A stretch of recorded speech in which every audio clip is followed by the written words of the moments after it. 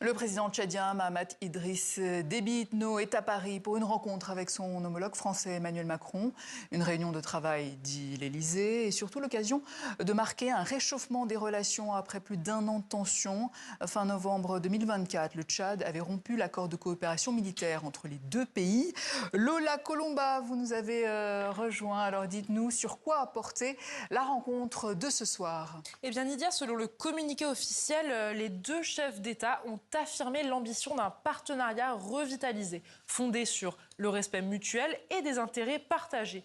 Juste avant l'arrivée de Mahamat Idriss Déby, la présidence française avait parlé d'un entretien important qui devait permettre de consacrer une nouvelle donne avec le Tchad et dont le point principal n'était plus le domaine sécuritaire, mais les enjeux économiques et culturels. C'est une occasion, vous l'avez dit, de relancer les rapports bilatéraux, alors que depuis quelques années, les relations entre la France et le Tchad ont été pour le moins en dents de scie.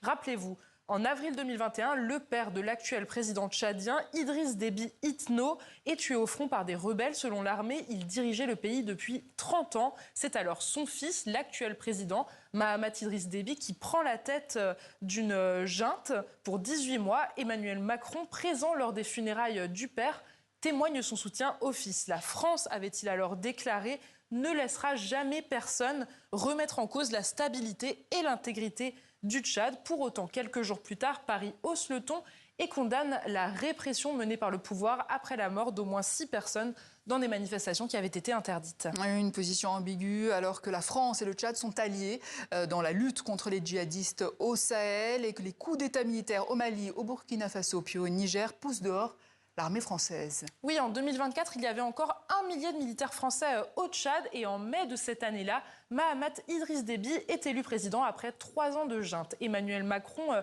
l'appelle immédiatement pour le féliciter. Mais c'est en août que les relations se tendent après l'ouverture d'une enquête du parquet financier français qui vise le président tchadien pour des soupçons de biens mal acquis. Enfin, en novembre 2024, le ministre des Affaires étrangères français, Jean-Noël Barrot, se rend à N'Djamena pour une visite.